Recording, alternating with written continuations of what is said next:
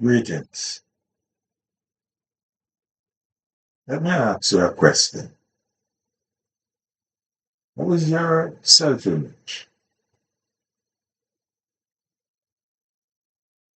What? That is what most of us would actually say, that we have a self image.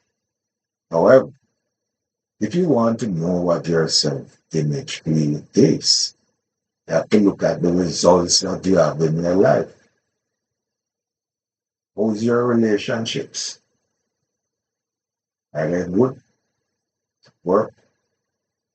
Doing? Family? Look at your income. Is your income sufficient for you to not only maintain but to enjoy life to its fullest? Or are you living from paycheck to paycheck? All of those things signify what is your self image. That is what you think of yourself deep down that you are not capable. So you will use words like, I hope that things will improve, right? Rather than, I know that I'm living a good life. You'll use words like, I need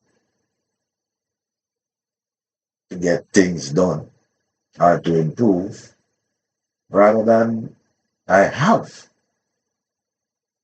achieved what I wish to achieve, or I have the things that I want, specific things that I want. And the most common term used by people is, I cannot. When people think they cannot do something or they don't know how to do it, first thing they say is, I cannot do it, rather than, I can. They are quite capable of doing it. You have the potential. You are given gifts to help you to, in fact, create the life that you want. And I have a little symbol here with the what we call a stick person. Right? And this represents the mind and this represents the body. The body is always in a state of vibration. So when you hear people talk about attraction, it's the vibration that does the attraction. So if you're not in the correct state of vibration, then you're not going to attract the abundance and the prosperity that you want. Now, for this vibration, your subconscious mind, where we call it the heart, has to have the feeling. This is where you create the feeling to get the vibration. Now, where does the feeling come from? Come from the conscious mind here, in which you are creating. Now you focus on these things here, your senses. See, hear, smell, taste, touch. And this is what they teach in school. They teach this at university. Parents and everyone talk about this. Come here, do that, look here. They never talk about these gifts that you have. These higher faculties, imagination, intuition, reason, memory, your will, and your perception.